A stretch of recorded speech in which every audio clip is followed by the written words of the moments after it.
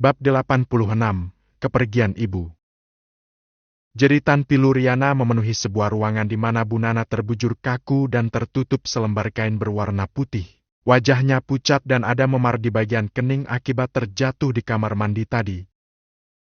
"Kenapa Ibu ninggalin aku sendirian? Aku tidak punya siapa-siapa lagi sekarang. Aku sendirian, Bu." Galih yang berada tepat di samping Riana hanya berusaha menenangkan wanita itu. Hatinya terasa tercubit melihat keadaan Riana yang begitu terpuruk. "Sabar, sayang. Mungkin ini sudah jalan terbaik untuk ibu kamu," bujuk Galih lembut.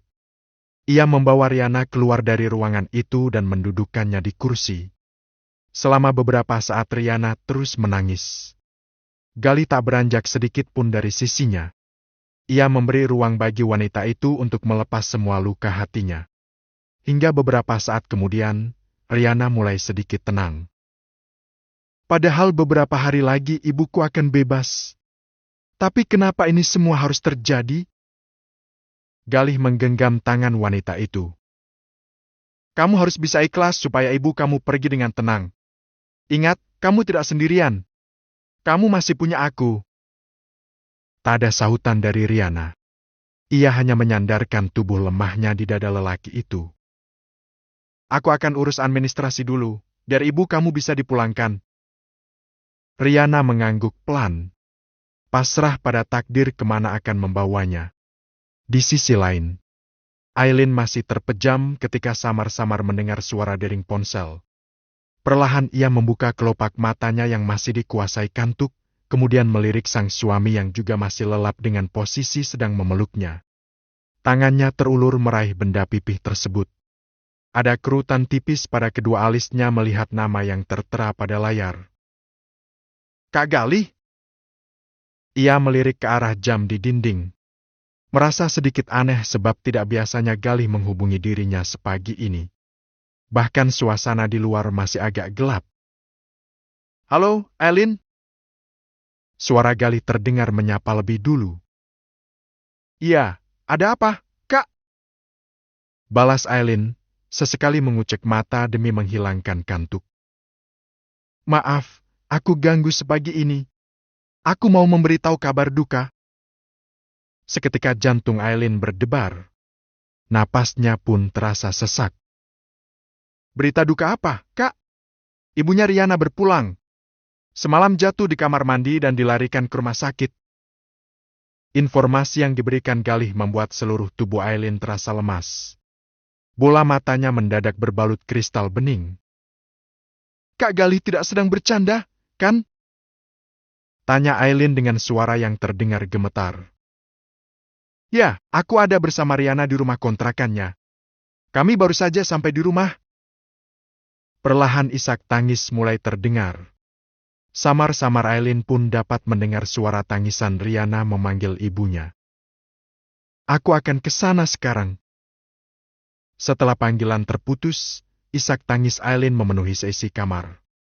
Hingga berhasil membangunkan Alfian. "Sayang, kamu kenapa nangis?" Dalam keadaan masih setengah sadar, Alfian bangkit dan memeluk sang istri. "Ibu," ucapnya diiringi isak tangis. "Kamu habis mimpi tentang ibu kamu?" tebak Alfian. "Bukan. Terus kenapa? Baru bangun langsung nangis saja." Sambil menciumi kening dan pipi. "Kak Galih barusan menghubungi aku. Katanya ibu jatuh di kamar mandi dan tidak bisa bertahan. Sekarang dia sedang bersama Kak Riana di rumahnya." "Apa?" Alfian lebih terkejut lagi. Pikirannya langsung tertuju pada wanita itu. Big Nana, wanita yang ia jebloskan ke penjara beberapa tahun lalu karena berusaha mencelakai istrinya. "Apa boleh aku ke sana menemani Kak Riana? Dia pasti merasa sendirian." "Boleh, sayang. Ayo, aku temani. Mas istirahat saja di rumah. Bukannya kata dokter tidak boleh kelelahan?" Aileen mencegah suaminya yang akan turun dari tempat tidur. "Tidak apa-apa, aku merasa jauh lebih baik sekarang. Ayo, cepat siap-siap." Berita tentang kematian Bu Nana tersebar dengan cepat. Pagi ini, rumah sempit yang selama ini dihuni Riana seorang diri itu tampak ramai.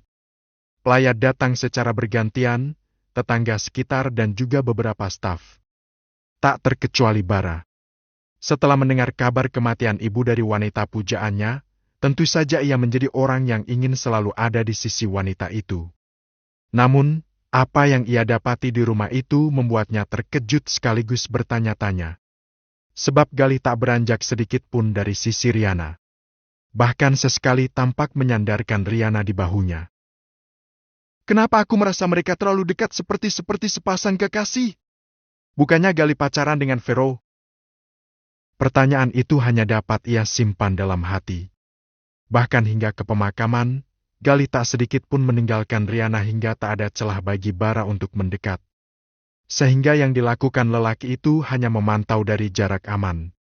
Kini, Riana dan Aileen sedang saling memeluk di samping makam yang masih basah. Aileen, aku sadar bahwa kesalahan kami terlalu banyak dan aku tidak pantas meminta maaf. Tapi tolong maafkan ibu supaya dia bisa istirahat dengan tenang. Riana berucap lirih dengan air mata berurai. Hati Aileen pun ikut ngilu mendengar ucapan Riana. Aku sama sekali tidak menyimpan dendam untuk ibu. Aku juga berharap ibu bisa istirahat dengan damai. Terima kasih, Aileen. Entah sudah berapa lama Riana menikmati kesendirian di kamarnya. Duduk bersandar di tempat tidur sambil memeluk bingkai foto ibunya. Saat ini ia merasa seperti jatuh ke lubang bumi terdalam dan tidak ada pijakan lagi di kakinya. Sesekali ia menyeka air mata yang sejak tadi enggan berhenti mengalir. Gumpalan tanah dengan nisan tertulis nama ibunya masih membayangi pikiran. Ia melirik sepucuk surat yang ditinggalkan ibunya, yang tadi berikan pihak kepolisian. Dalam tangis, ia membuka kertas putih dengan tulisan tangan ibunya itu. Riana, anakku. Mungkin ibu sudah tidak ada lagi saat surat ini sampai ke tangan kamu. Maafkan ibu. Semua yang terjadi kepada kamu sekarang adalah karena kesalahan ibu dalam mendidik kamu. Kamu hanyalah korban dari kebencian dan dendam di hati ibu. Seharusnya sekarang kamu bisa bahagia dan menjalani kehidupan normal seperti orang lain. Tapi karena kesalahan ibu, kamu harus ikut menanggung beban yang tidak seharusnya. Seandainya waktu bisa diulang, ibu akan memperbaiki semuanya. Tapi, semuanya sudah terlanjur.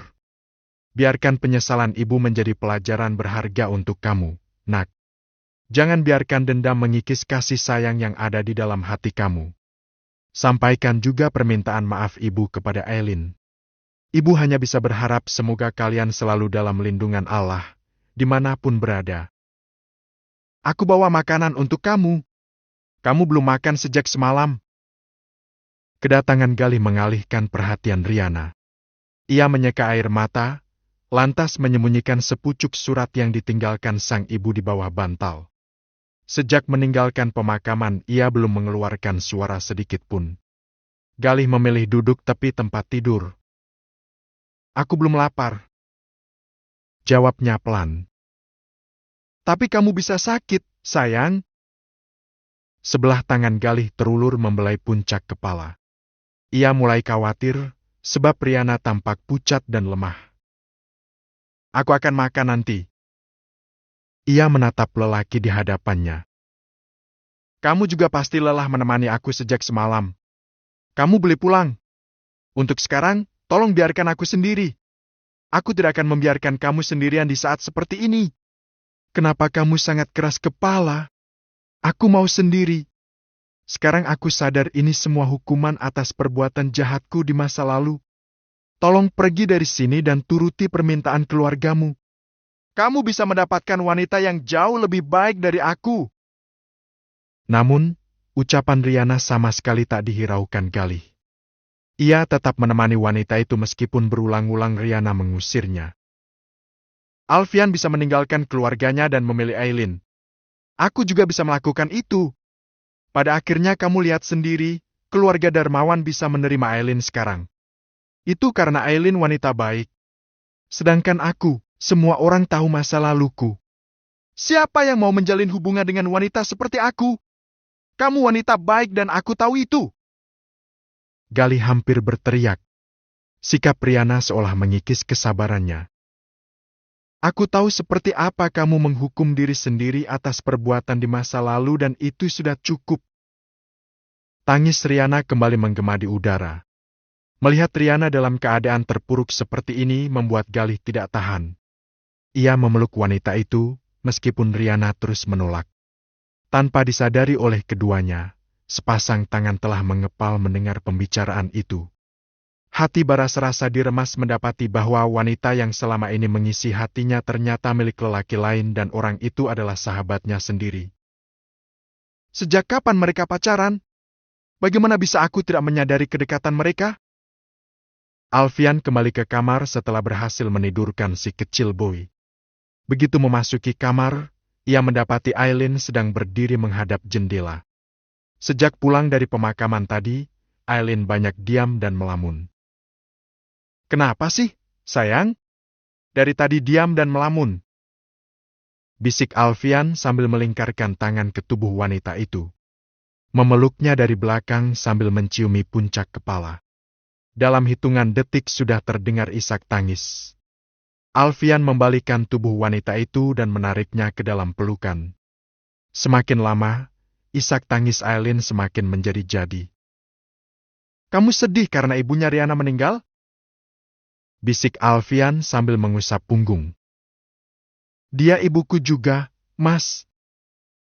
Lirih Aileen. Ya, aku tahu. Kamu boleh menangis, tidak apa-apa. Aileen menyandarkan tubuhnya pada pelukan sang suami. Dadanya terasa penuh sesak. Ibu memang tidak pernah sayang padaku. Tapi setidaknya, kalau ibu tidak menyelamatkanku dalam kecelakaan itu, aku bisa saja ikut menjadi korban dan hanyut ke sungai. Kalau saja dia tidak bersedia menampungku, aku bisa saja hidup terlunta-lunta dan menjadi pengemis di jalan. Aku juga mungkin akan menjadi target kejahatan musuh ayahku kalau tidak disembunyikan ibu. Dia memang tidak pernah menyukaiku. Tapi setidaknya, dia masih mau menghidupiku meskipun tidak seperti anaknya sendiri.